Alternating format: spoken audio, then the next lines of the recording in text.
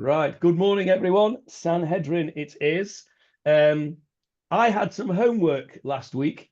Who can remember what my homework was for last week? You know, I listened yesterday, but I can't tell you. It was either about mechitzot or the other topic. Yeah, well, we got a bit het up about the mechitzas last week. That was Johnny Halpin's fault for winding me up. But no, my homework was to find out whether the Dead Sea Scrolls has the version Lahachrot, Whether it's Hafret. or whether it is Lahavrot. Let's go to the Gemarah. Let me get it up on the screen for you. And we will see exactly what my homework was. It's on page 116, Michael. And there it is. Okay. Oh, actually, it's not. It's on page 115. 115. So we had this verse that we've been learning. As you know, our Sanhedrin and our Shmuel Bet Shiur have coincided beautifully because we're learning the same topic in both shiurim, as it so happens. So let me take you to the pasuk in Shmuel Bet. There we go. Can you see that on the screen? Yep. Mm-hmm. It says, here we go, the next pasuk over here. Verse 35, just below the blue. I'm going to leave the blue in because we're coming back to the blue in a minute. But Vayovo kol ha'am lahavrot et David lechem ba'od hayom. And the people came to serve David bread, lahavrot. That's the root to make healthy, to heal. This is the havra'ah that we give to a mourner. So they came to give him the mourner's meal, meaning they came to heal him. And what we said last week was that in the very ancient text, there is a version that says not lahavrot, but lahachrot, with a chaf instead of a vet, which means to cut him down. We spoke about that last week. And the Gemarah tells us that there is this ancient version that says it's not lahavrot, it's lahachrot. So if I show you that Gemarah now, again, go back to the Gemarah. It says, here we go. Vayavo kol ha'am lahavrot et David. Ktiv lahachrot. It's written lahachrot, v'karinan, but we read it lahavrot. To teach us, batchila, in the first instance, lahachroto. The people were going to kill him. Why were the people going to kill David? They were going to kill David because he had, according to them, engineered Avner's death. And so he went out into the people and made all this performance about the mourning situation in order to demonstrate to the people that he had nothing to do with the death of Avner. And in fact, he was successful in appeasing the people.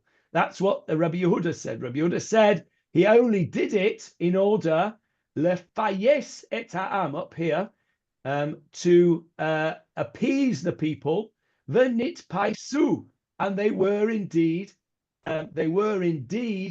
appeased. So instead of coming to cut them down, instead of coming to cut him down, i.e. David, they came to feed him the mourner's meal, and they were very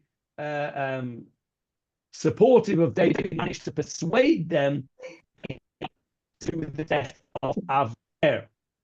Now, my work was to see, because, well, first of all, the question, when you look in the Tanakh, in a printed Tanakh or a printed Torah, when you have a kri uktiv, when you have a situation where it's written one way and it's read a different way, you normally see in the margin the way it is written or the way it is read. Normally, it's depending on which version you read. It's written the way it's written, and in the margin, it's the way it's read, or the other way around. But at least you have an indication of the Korean Ktiv. But if you go to the printed versions of Shmuel Bet, you don't find that there is this Korean Ktiv. It just says Lahavrot. And the Gemarah says that there is this Korean Ktiv. Now, the Gemarah was written when? When was the Gemarah written? 500. Yes, correct, Julia, 500. And so I wanted to see whether the Dead Sea Scrolls, which were written when? 0. Yeah, round about 0, round about the turn of the Sphira, as we call it. They were found in the 1950s, but they were written around about the turn of the Sphira. So 500 years before the Gemarah, I wanted to see whether it said Lahachrot or whether it said Lahavrot. And so I did my homework. And who would like to? Well, you've got a 50-50 chance. Who thinks that it's there as Lahachrot? I do. Okay. Who thinks it was there as Lahavrot? That would be my guess, because that flows on from the meaning of the other things that people were appeased. Yeah, I agree. And that would be my guess too from the Gemarah, because the Gemarah tells us that it was an ancient version. I am disappointed to have to tell you that it says Lahavrot with a bet and not with a chaf. So when the Gemarah says there is an ancient version that says Lahachrot, it is prior to the Dead Sea Scrolls. Interesting, isn't it? So that's just to let you know that I did my homework. Fascinating. I've always had a bit of a fascination with the Dead Sea Scrolls. I don't really know why. I think possibly because of the story of the way it was found, and there's all sorts of legends grown up about how it was found and how it was sold in the marketplace, etc. Fascinating stories. If you, Johnny, yes, Sharon. one thought. Larry and I have taken a bunch of courses, as you probably have too, from Rabbi Adolfo Reutman, who was the head curator of the Dead Sea Scrolls and is probably the world's foremost authority, and an absolutely delightful Argentinian guy. I would think he would welcome, if you can find his email address, which I don't have, an inquiry about his thoughts on this and his acquaintance with scholarship that may have been done on this word. I think that's a great idea. I'm going to give you the homework, Sharon, of finding his email address. Okay. Let me know when you've found it, and I will definitely write him. I think that's an excellent idea, because my homework consisted of going onto Google and putting in Shmuel Bet Dead Sea Scrolls, and I've put the pasuk in, and I could actually see, you can actually see, I should have saved it for you, shouldn't I, really? You can actually see the word in the Dead Sea Scrolls, and it says Lavrot. But it'd be very interesting to know this expert's view. So that's a great idea. Sharon will try and find the email address, and then I'll write to him, and we will continue this interesting subject. In the meantime, we will go back into the Gemarah, because we've now done that piece of homework, at least started on it. So where did we get to? Okay, now we said that this whole thing was okay. Now we're on to a slightly new subject now, which is a good place to start. We're on page 115 in the Steinsaltz. We're on Chaf Amud Aleph, are we? Yes, I think so. Yeah. Yes, I think so. We are. Or are we on Bet? Hang on a minute. No, I think we're on Aleph still. Yeah, Chaf Amud Aleph over here. Yeah, Amud Aleph. Okay, so we're going from here. Amar Rav Yehuda Amar Rav. Okay, now then, a question is asked. And it's a very good question. And those of you who are in the Shmuel Bet class will have thought of this question, I'm sure. And the question is this: Mipnei ma ne'enash Avner? Why was Avner killed? Why was he punished? What did he do wrong? What was Avner's sin that Yoav came along and killed him? We know what Yoav's thought processes were, because Shmuel Bet tells us that he killed Avner because Avner killed Yoav's brother Asahel. But if you remember, when we spoke about this in the Shmuel Bet Shiur, what we said was that actually Yoav had no right to kill Avner because there was the word. Let's go to that word. How did he get killed? Remember, we spoke about it this last Sunday. Bamilchama, right? Asahel was killed during a battle in war. And so you've no right. I think it was, I can't remember who it was. One of you mentioned the word Goel, the Redeemer. You're not allowed as a Redeemer of the blood, Goel Hadam, to avenge somebody killed in a battle. He was killed, Asahel was killed in a battle. Not only that, we saw that the Tanakh goes out of its way to show us that actually Avner warned Asahel off and said, go away, turn around, leave me alone. It will end badly. It will end badly if you don't. And Asahel did not take any notice. He was a Rodef, and therefore, in effect, Avner had every right to kill him.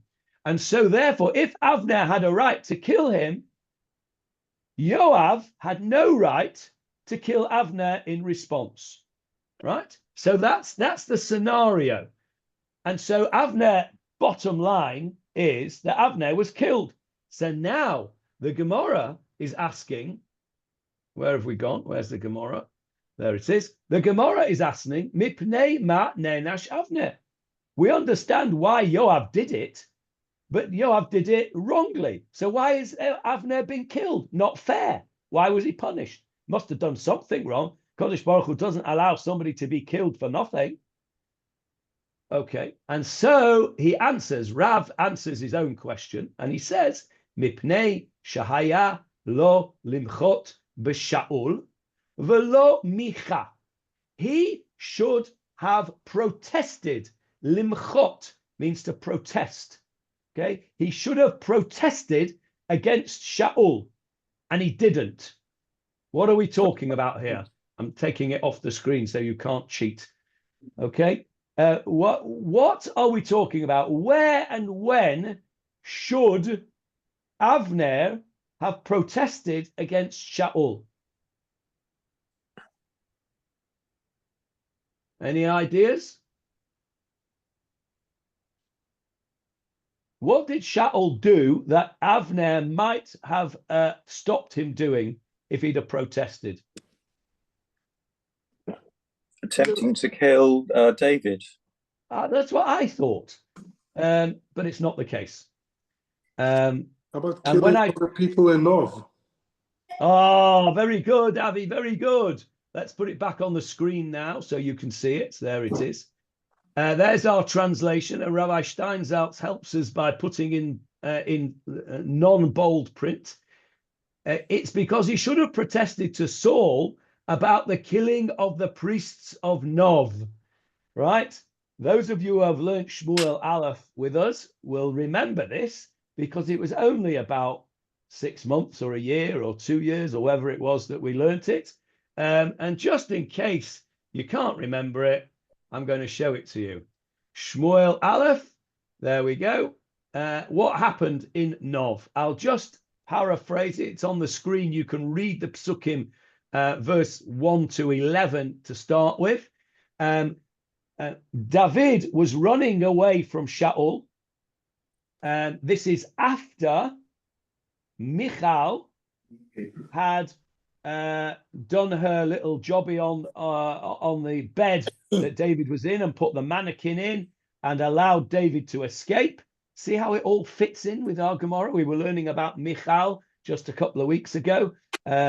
Michal had let David out when the soldiers of Shaul came. He ran off to Nov, which was a city full of Kohanim.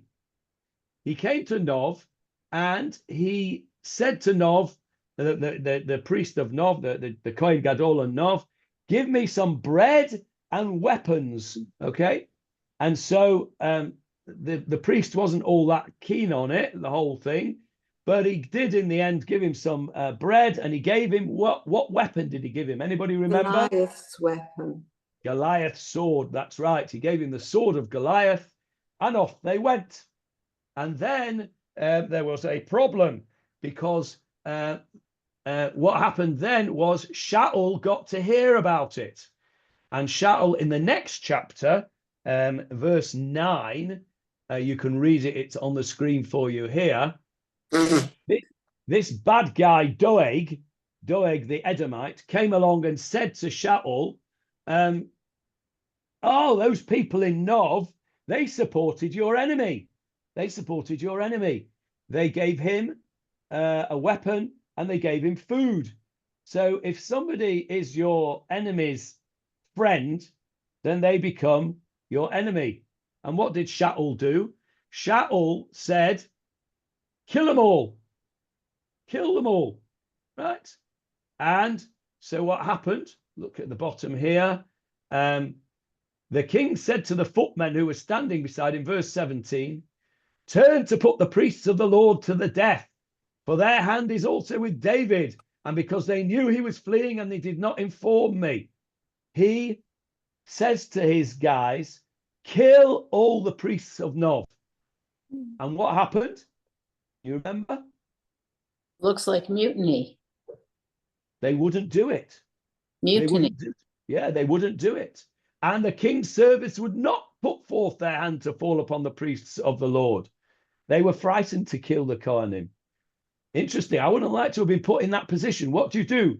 You disobey the king, or you kill a whole bunch of priests. That's not a comfortable position to be in. Anyway, Doeg had no such qualms. Doeg then turned around, fell upon the priests, and he slew on that day 85 men, wearers of the linen ephod. And where is Avner in all of this? Well, you can look as far as you like and you will not find him, because he's not there. Okay, Avner is conspicuously absent from this business, and Rav says that's why he was punished, because he could have objected to Shaul. It seems that when the pasuk says the servants of the king objected and wouldn't do it, that did not include Avner. Interestingly, according to Rav at least, he did not object, and he should have done, and therefore ultimately he deserved to be punished. And that is why at the end of the day, HaKadosh Baruch Hu always metes out the correct justice, and Yoav killed Avner not because he killed Asahel. That's what Yoav thought. Yoav thought that he was killing Avner because Avner had killed Asahel. But according to Rav, the real reason that Yoav killed Avner, not in Yoav's mind, but in the greater plan of things, was because he had not protested against the murder of the priests of Nov, and he could have done.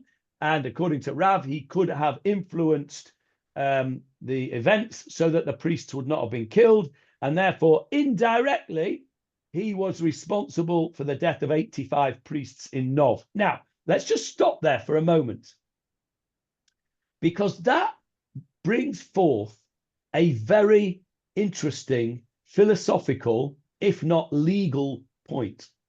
Okay? And that is, remember the story of Kamsa and Bar Kamsa. Yeah? Cast your mind back to Tisha B'Av. We learn about it every Tisha B'Av. We bring the story of Kamsa and Bar Kamsa. Just to remind you, in case you're fuzzy about it, there was a story where a fellow invited Kamsa to a big party, and the shmerel of a invitation deliverer sent the invitation or delivered the invitation not to Kamtza, but to Bar Kamtza. Kamtza was a friend of the Baal Simcha. Bar Kamtza was an enemy of the Baal Simcha. Bar Kamtza comes to the party, and the Baal Simcha says, "Get out, you're not invited." And he says, "Don't chuck me out, don't embarrass me, I'll pay for it, I'll pay for the whole of it, I'll pay for the half of it, I'll pay for the whole of it." And he gets chucked out. And Bar Kamtza gets really upset about this, and he says, "Where were the rabbis? Why did the rabbis stay silent? The rabbis were sat there on the top table, and they didn't object to me being embarrassed like that and thrown out of my ear. If that's the way the rabbis behave, they're a whole bunch of no-goods." And what does he do? He goes off to the Romans, and he says, "The Jews are rebelling against you. If you send a korban, they won't shecht it." And the whole thing is the Gemarah there in Tanis, which we learn every year on Tisha B'Av, says that the reason that the Beit HaMikdash was destroyed was because of the story of Kamtza and Bar Kamtza, and largely because of the shtika kehoda'a damye. There's an expression there. Silence is equivalent to aquiescence. Okay, it's a very important philosophy, right? And what did I don't know who it was that said it. I think it might have been it might have been Churchill. It might have been somebody else. I can't remember. All it takes for evil to prevail is for good men to remain silent. Was that Churchill or was it somebody else? I don't know. Somebody else, I think. Anyway, whoever it was a clever thing to say. All it takes for evil to prevail is for good men to remain silent. Okay, so I think that it was Churchill. I think that said, I will not remember the shouts of my enemies, but I will remember the silence of my friends, or words to that effect. Anyway, the concept is the same. If you have an opportunity to prevent something bad happening and you don't do it, you may be held responsible for that. This Gemarah is telling us very clearly, in the opinion of Rav, Avner could have prevented a murderous act of 85 Kohanim being killed, and he didn't do it.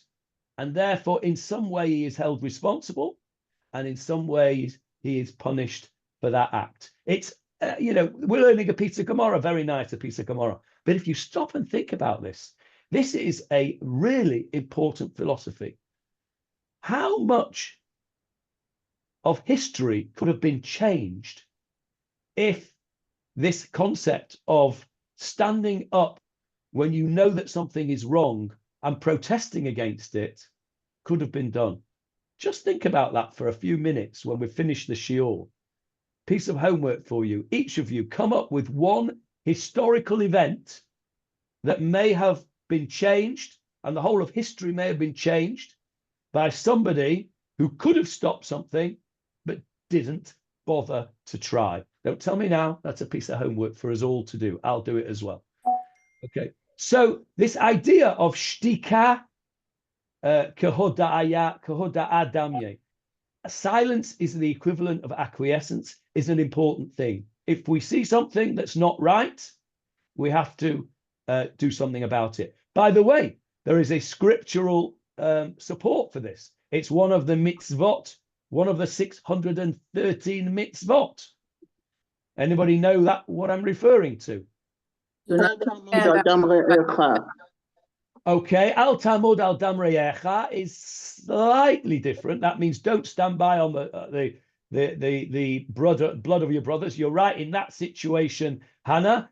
He was standing by on the blood of his brothers. You're absolutely right.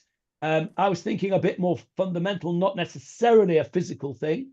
There is a mitzvah of hochiach tochiach et achecha. You shall surely rebuke your brother. Meaning, if you see somebody doing something wrong, you have an obligation to tell him you're doing it wrong. As long as there is at least a smidgen of a chance that he's going to listen to you and he's not going to turn around and punch you in the face, right? So, for example, when I see somebody in shul with their tefillin in the wrong place, right, too low, as many people do wear it too low, they wear it over here on their forehead when it's actually meant to be on the hairline or where the hairline used to be, then it's my obligation as a Jewish person to say to them in a nice way, by the way, do you know that you've got your tefillin in the wrong place? This is where you're meant to have it.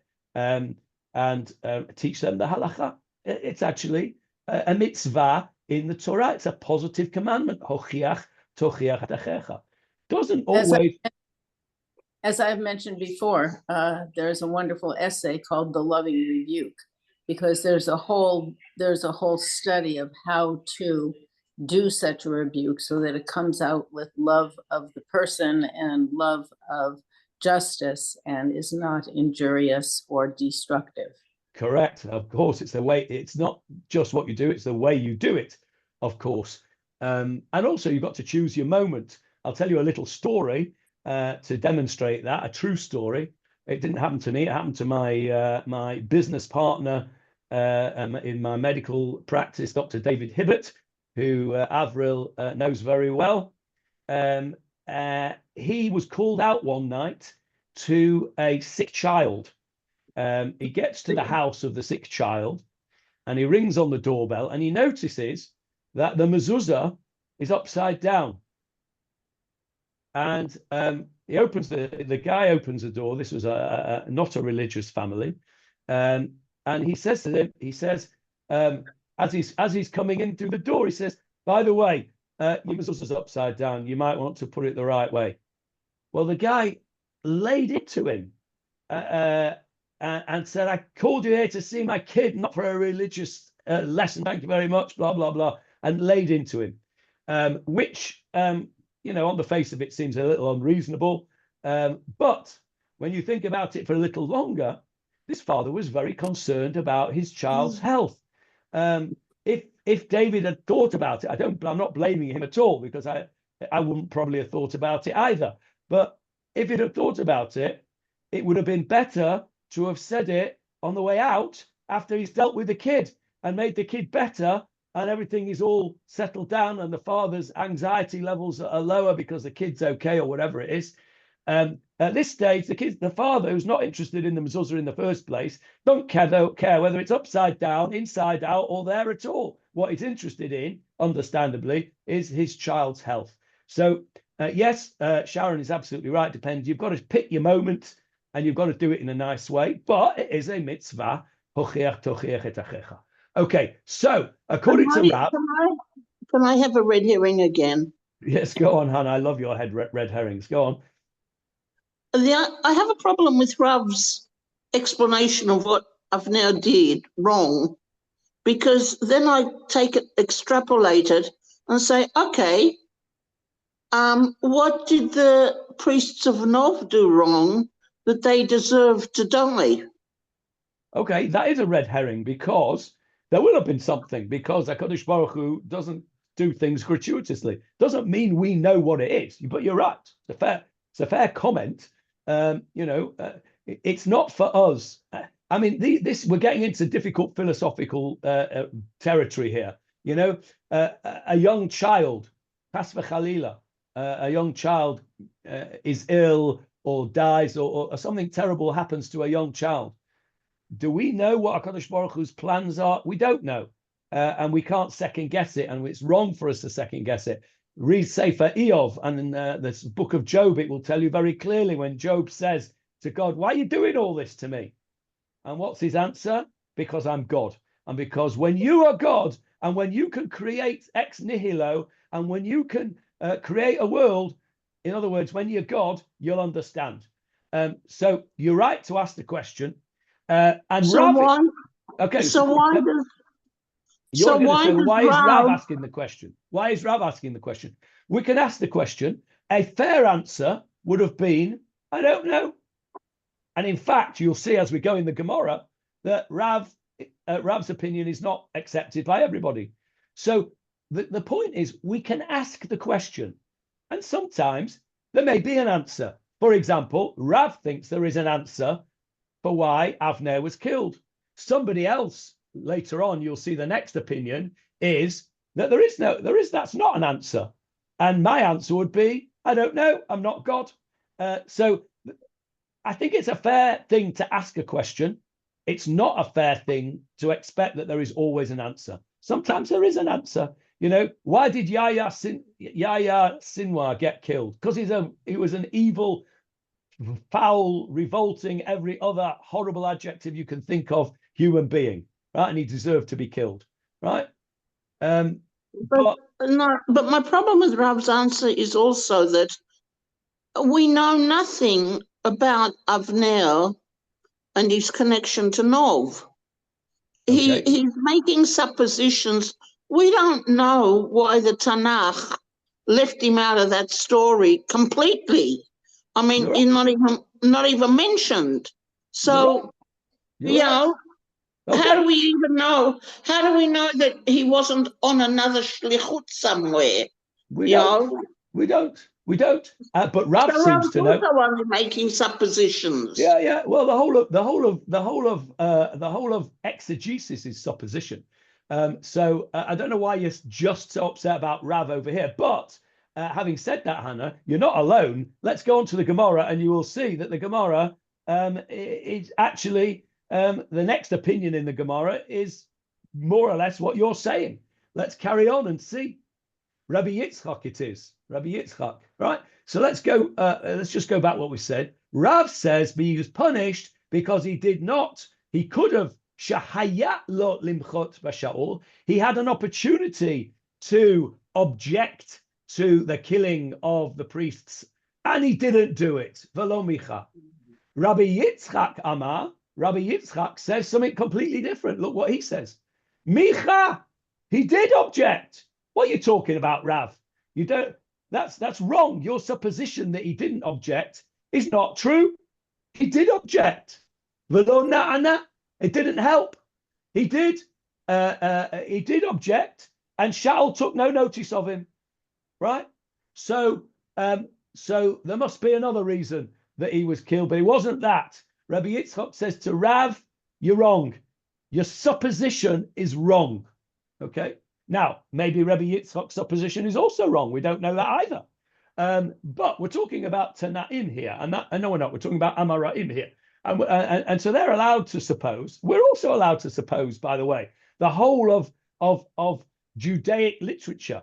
Right? Every chidush that you ever read is based on some kind of supposition, midrash or chidush, whatever it is, somebody's opinion on anything. So Rabbi Yitzchak says, "I don't agree with you, Rav. I think he did object, but he wasn't answered." Now, one second, Julia, I'll come back to you in one sec. The interesting thing about Rav and Rav Yitzchak here, and this is what makes this Gemarah so interesting, is that they both rely on the same pasuk for their support, all right? Which shows that Rav and Rav Yitzchak, two great Amoraim, interpret a pasuk in completely the opposite ways, right?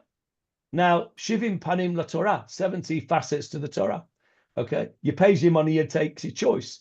Hannah will say, "Well, I prefer Rav Yitzchak's interpretation." Somebody else may say, "Well, I prefer Rav's interpretation." But the fascinating thing is that they often in the Gemarah, you'll find that one guy brings a pasuk A, and another one brings pasuk B to trump pasuk A. Here, both of them bring the same pasuk, and they have a completely different interpretation of the same pasuk, which we will see right in a minute once Julia has said her piece. Yes, Julia. I know it's a question. I was wondering at what point we first read the name Avner. In other words, has he been mentioned specifically before, or is it only afterwards? Oh, no, he's definitely specifically mentioned before. I can't off the top of my head tell you the first time he was mentioned in Tanakh, but Ruby would be able to tell you that instantly. He'd also be able to tell you the pasuk, the chapter, and where it is on the page in the Koren Tanakh, but he's not here, so we can't ask him. But he's definitely mentioned before. He's mentioned before as Avner's general, that's for sure. This is not the first time we see Avner. I don't know specifically when exactly. There's the first time he's mentioned. It'd be easy to look up, actually, and I'll do that afterwards. But it's definitely before now. Okay, let's have a look at the pasuk that both Rav and Rav Yitzchak bring as a support for their positions. We're in the Gemarah here. Ushnehen, and both of them, mikra echad darshu. They both darshan, they both interpret one verse. And which verse is it? It's the verse from our chapter of Shmuel Bet. Let's go to it. That's why I had it out in blue, which I've now unblued because I put Milchama in blue. Where have I gone? I think it was about 33. There it is, over here. Verse 33, that's our pasuk. And we need 34 as well. Let me see if I can blue them all out. Okay, so 33 says, Vayekonein hamelech el Avner, and the king, i.e. David, Vayekonein, lamented. Remember, we spoke on Sunday about this word Vayekonein. It comes from the word kina, lamentation, that we do on Tisha B'Av. The king lamented Avner, and he said, Hakamut naval yamut Avner. Should Avner die like a wicked man? ? That's the pasuk that they both bring. And of course, in true Gemarah style, it only brings you the beginning of the pasuk and doesn't bring you actually the most important part of the pasuk, because you're meant to know it off the top of your head. And that is the next pasuk. And it says this is his lament. This is the lament of David over Avner. And in fact, this is exactly the place we're up to in the Tanakh Shir. So on Sunday, we're going to end up repeating what we're doing now in the Wednesday Shir. I'm just interested to know. Yeah, there are people who come to the Tanakh Shir who don't come to the Gemarah Shir, aren't there? Yeah. No. Yeah. Yeah. Okay. So we will have to go over it. One of them. Yeah. Okay. We will have to go, and we'll have to go over it for the people that listen to it on the recording as well. Anyway, it doesn't matter. So here it is. The next pasuk 34 says, "Yadecha lo asurot." Your hands were not bound. V'raglecha lo lenechushtayim. Your feet were not put into copper. What kind of copper? Shackles, copper shackles, right? In other words, your hands weren't tied together and your feet weren't tied together. Kinafol lifnei b'nei avla. And as one who falls before a wicked man, nafalta, you've fallen. V'yosifu kol ha'am livkot alav, and all the people continue to weep over him. So they bring this pasuk, and the pasuk simply says, David lamented over Avner and said, "Oy veis mir, why should Avner die like a wicked man? Your hands were not bound, your feet were not put into copper chains. You fell like a person who falls before a wicked man. Oy veis mir," and all the people continue to weep. Now, that's the pasuk. Let's have a look at how Rav and Rav Yitzchak respectively interpret that pasuk. But before we do that, let's see, before I put the Gemarah on, and you can cheat, let's see what you think. How could you interpret that lament of David's? If you were Rav or you were Rav Yitzchak, let's see. Who wants to have a go at interpreting that pasuk in any way you wish? What is David saying? Yes, Julia, you can have first go. Well, I would say I definitely understand where Rav is coming from, because to me, the verse says, your hands were not bound, nor your feet put in fetters. In other words, you didn't do anything. I think that's quite clear that's what it says. You had a choice and you didn't take the right avenue.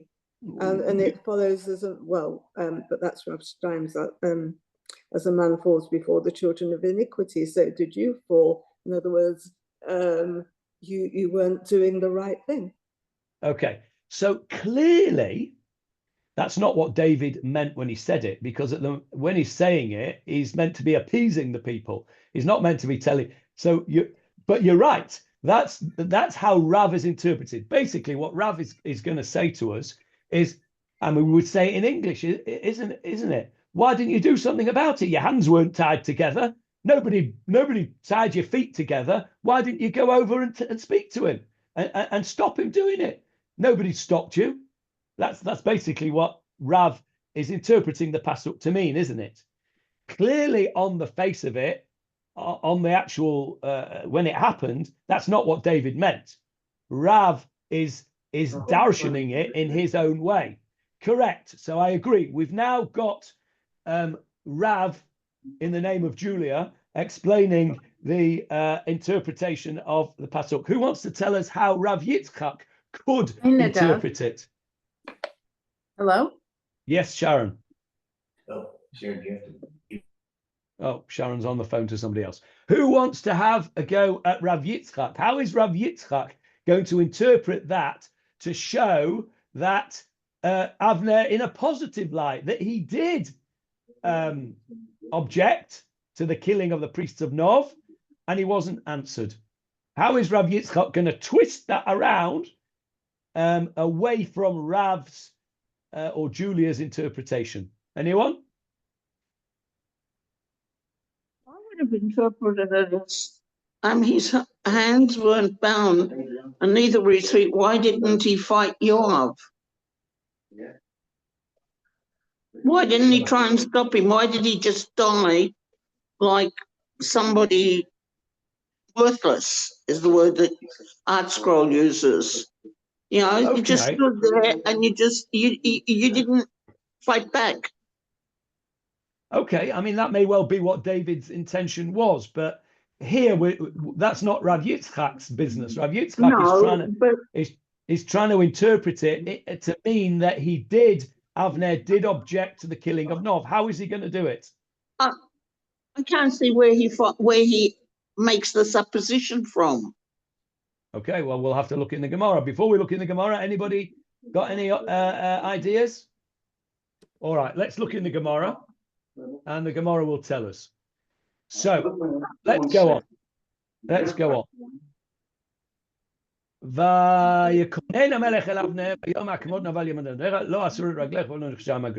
our pasuk, right? Manda amar lo micha, according to the one who said he did not object to the killing of Nov, hachika amar. This is how we understand this, exactly as Julia said.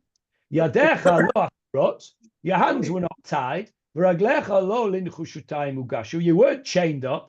My tama lo machita. Why didn't you object? You should have done. Kinfol livnei b'nei avla nafalta. Therefore, since you didn't object, you fell like a man in front of the who falls in front of the evil man.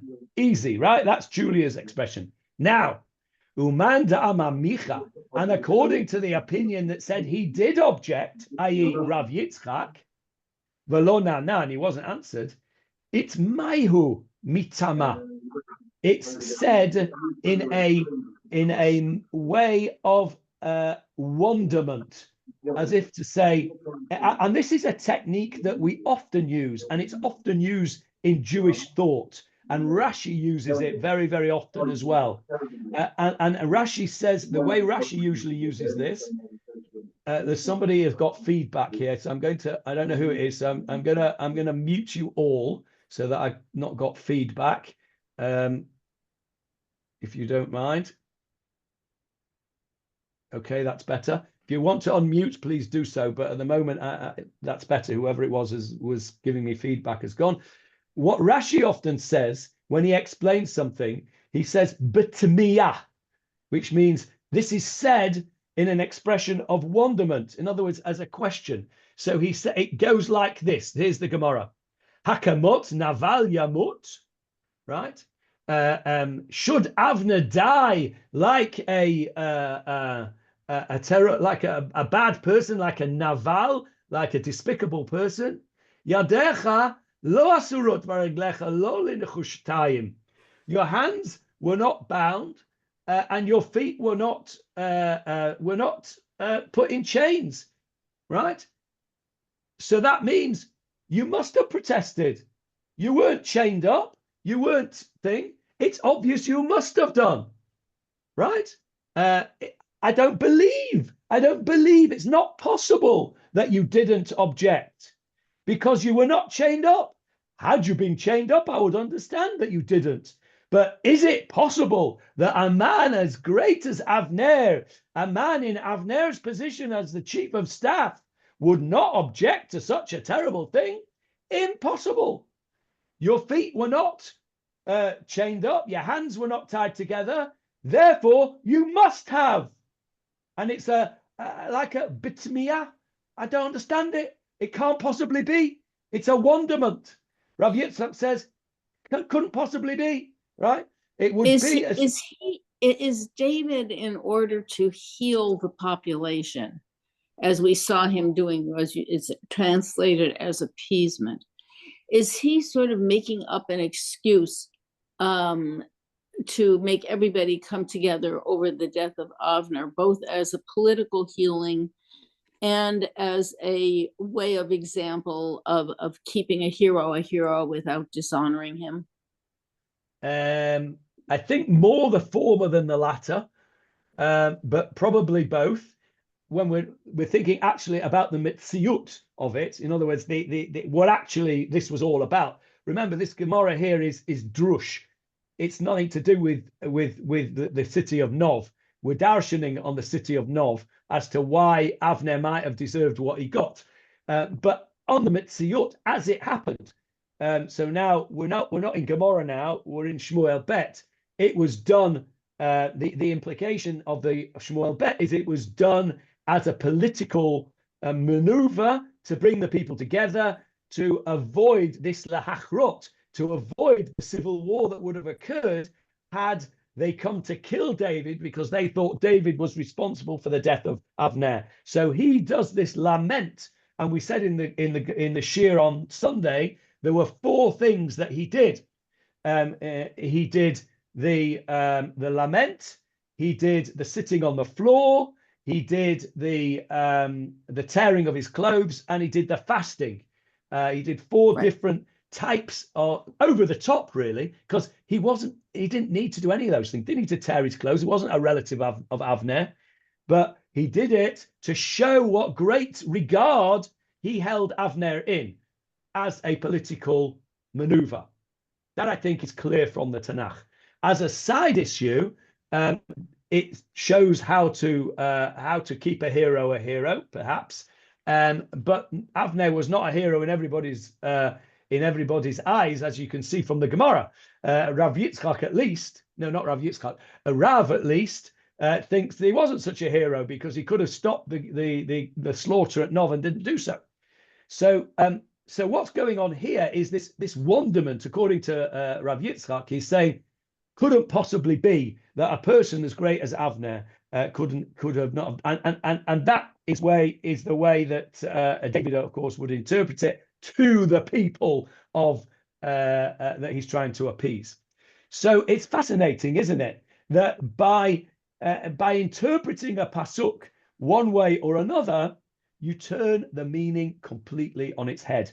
Now, again, just as we said earlier on, that the concept of this whole Gemarah of did you object, should you object, could you have objected, has a knock-on effect for us today.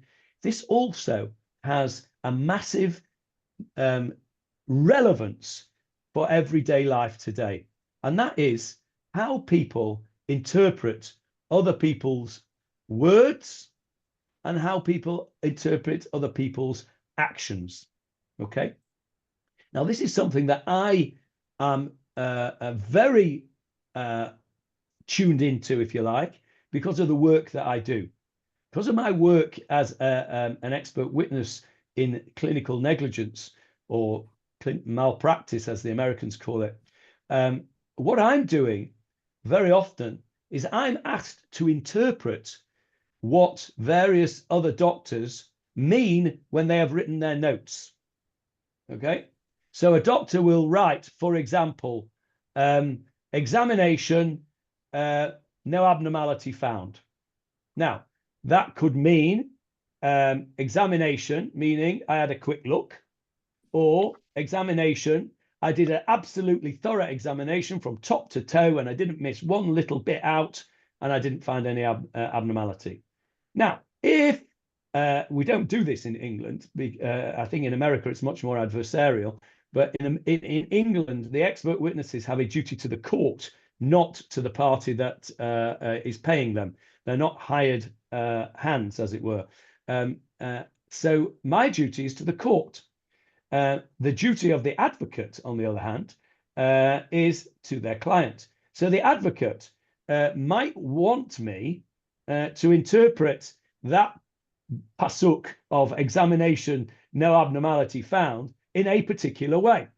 If they're trying to show that this doctor didn't do a very good job, they would want me to interpret that as meaning that was a very cursory examination, not thorough enough, and had he done a proper job, he would have found the thing that he should have found. If, on the other hand, I'm instructed by the defendant, then they might want me to interpret this to say examination, no abnormality found. I examined him from top to toe and didn't find anything. And of course, my duty is to the court, so I have to say what I really think. And it depends on the circumstances and what goes on. But what it demonstrates is that we all have A, an ability, and B, a tendency to interpret what people say in the way that suits our own purpose. And that is something which we need to be aware of, right? Because when politicians say things, it can have massive effect on history, okay? And you'll find very often that it's not quite so straightforward. Somebody may say something which can be interpreted in completely the opposite way, like our Gemarah, one pasuk turned on its head by the way you interpret it. And of course, that can have massive implications on a personal level, on a national level, and on a global level. And so, far from just being an academic exercise, that this is just a bit of interesting Jewish learning on a Wednesday morning to pass an hour of the day, this actually is a really fundamental piece of Gemarah. Because the Gemarah is teaching us, number one, we've learned today already that shtika kehoda'a damya, staying silent when it's not right to stay silent, can have dramatic and really terrible consequences. And number two, be careful how you interpret things, because your interpretation, about which you may be 100% certain, may not be 100%. There may be somebody else who interprets it in a completely different way. And you have to actually have cognizance that there is potentially another way to interpret what it is that you're looking at. When I signed my declaration of truth at the end of my report, my declaration of truth says I understand my obligation to the court, and that part of that obligation to the court is to take into account a range of opinions, and not just to give my opinion. I have to give the range of opinions. And I have to say that there is a range of opinions, and there may be somebody that would interpret it X or Y. My view is it's Y, but I acknowledge that there may be an opinion that is X. I then have to say why I think it's Y and not X. And then the court, the judge, will decide whether he likes my opinion or he likes my opponent's opinion, who says, well, I think it's X and this is why I think it's X. And that's how it works. But as an independent person, my job is to assist the court. And so when you are interpreting anything, your job is to be as independent as you can. It's very difficult sometimes, because we as Jews will interpret stuff in the way that suits us as Jews, okay? And we need to stop and think that maybe the rest of the world interpret things differently. And maybe there is some validity to the way they do that. We may turn around at the end of the day and say, no, you know what? I prefer Y. But I get it that somebody might think X. What we can't say is that only Y is the only way to interpret things. And that is hard. And I've said this many times before. Forgive me for repeating it, but it's important. That is part of being a mature and, to a degree, educated human being. 1 second, Sharon. I just want to finish this thought and then I'll come to you. Being a mature and at least partially educated human being means that you have an ability to look at something from more than one angle. And I remember I've said this to you many times before, but one of the most important courses that I did in university, which I didn't realize it at the time because it was just a new fangled messing about thing that you just did to fill in time, as if you had time at medical school. But one of the things that I didn't do enough of because I didn't understand it then being so immature, but with maturity I realized, is the course on critical reading. Okay, critical reading means reading things and trying to understand it from various differing points of view. It's a difference between the readers of the Times and the readers of the Sun, for those of you who are British, right? The Sun tells you this is the situation. The Times will give you various different angles to a matter, and then will give you what they think is their opinion. The editor of the Times, Jonathan Raymond, who is one of our community, he was a taxi driver for his career, and one of his jobs, he had a contract with the BBC and various other contracts. So he used to pick up all sorts of interesting people and chat to them in his car. And he told me once that he had the editor of the Sun in his taxi once, and he asked them about something, and he said, well, you know, how come the Sun is so dogmatic about things? And this editor said, you have to understand that the average time span of concentration of our readers is about 30 seconds, right? And so we have to get our message over in 30 seconds. If they haven't got it in 30 seconds, they've moved on. That may have been a little unfair, but it demonstrates the point. Part of us to be mature human beings is to look at things from all sides, even if the other side may not be to our advantage. And I think that's a very important point that I wanted to make. Yes, Sharon, you're muted. I think that the way that Julia and I and other lawyers would say, and probably a judge says in his or her head when listening to you, is that reasonable people can differ, that there are reasonable ways of looking at things on both sides, and you have to decide which is the preponderant one in the decisors, in the decisors' mind after listening to the reasonability, not the unreasonability of both sides. The second thing I wanted to ask, and perhaps this is for next week, I've been following this discussion audibly, but not watching it on a screen until today, is part of the discussion of what's going on here in the Gemarah to suggest that that a human should not be, I'm sorry, just a minute. Yes, pardon me.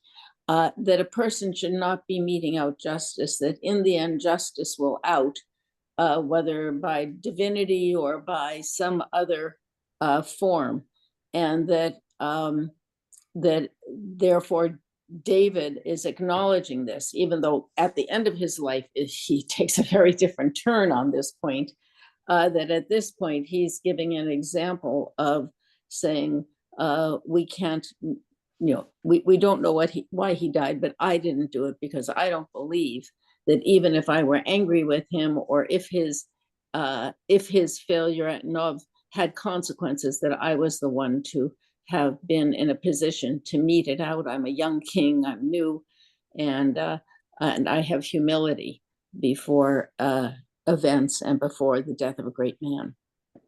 Okay, that's very That's interesting. just a question for next time, and it's sort of how I'm looking at this, and now I can put that screen down and listen to the other points of view.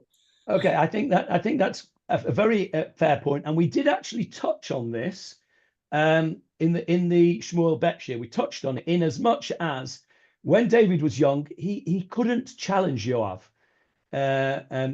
And so he then had to sort of undo the fact that he couldn't challenge Yoav by lamenting Avner. But when he's older and he's on his deathbed, which we mentioned in the Shavuot Bet, and you just mentioned it, actually, he does the opposite, because he does say, I am going to be responsible for meting out justice, because he tells Shlomo to go and kill Yoav for what he did to Avner. So he turns 180 degrees in that. And we will continue it. I'm sure it will come up in the Shmuel Bet Shir and the Gemarah Shir.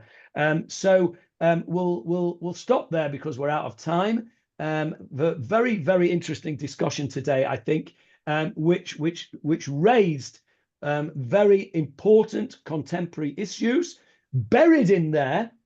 And if you pardon me saying, I know you know that this is a bit of a hobby horse of mine, you wouldn't have got that doing it Daf Yomi, right?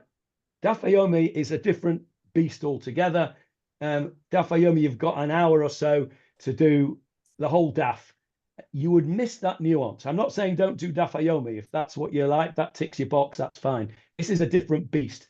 By doing it slowly, by looking at it, by thinking about it, by taking a step back and reflecting, I think that we can see so much more in the Gemara, which is affects us and has real consequences for daily things. Now, for me, I just want to say this as I finish. For me, this is something that it's taken me probably 50 years to recognize, maybe even longer, maybe 55 years, because by personality, those of you who know me will know that by personality, I do things very, very fast, right? I eat fast, I talk fast, I drive fast, I do everything fast, I think fast, right? That's just me. It's my ADHD. That's how I am. The pleasure that I have had in the last 10 years or so that I've been here in Israel and have been adopting a different approach to my learning, in that I've taken a far more analytical view than I ever did before, far slower view. I don't have to tell you how quickly we go or how slowly we go in all our learning. That has not just enhanced my learning. I believe that it has enhanced me as a person, that I am much more able, willing, and actually do stop, think, engage brain before engaging mouth, and my interactions between other people, I think, have been greatly enhanced. Others may disagree. I may say I'm a hothead, but that's how I feel about it. Yes, Julia.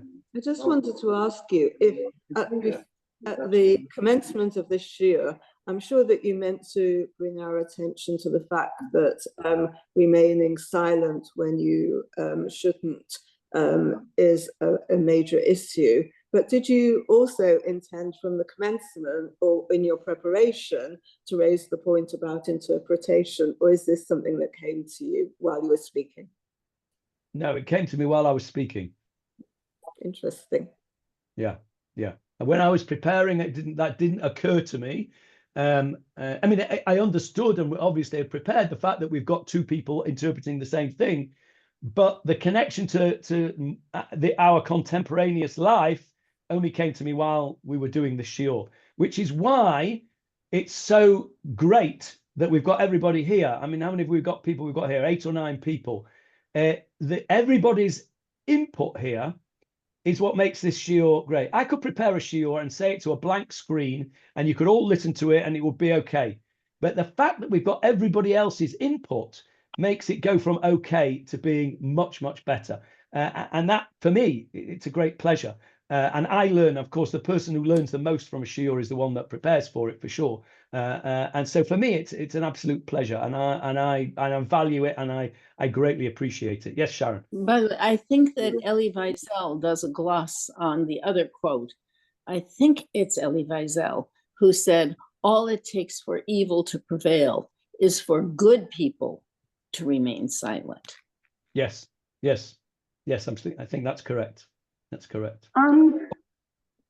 Yes, Hannah. Rav, I'm still with Rav and his explanation there.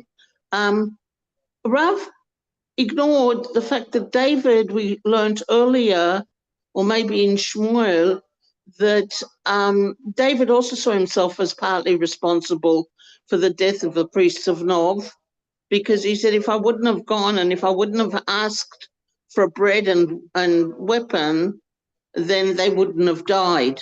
And so it was also my fault. That's not true. just. Yeah, that is true. That is true. And that also goes to query why Rav laid it all on Avner. I don't know if he's laying it all on Avner. I don't know that the two things are mutually exclusive. What he's saying is, why was Avner punished? Because he didn't object.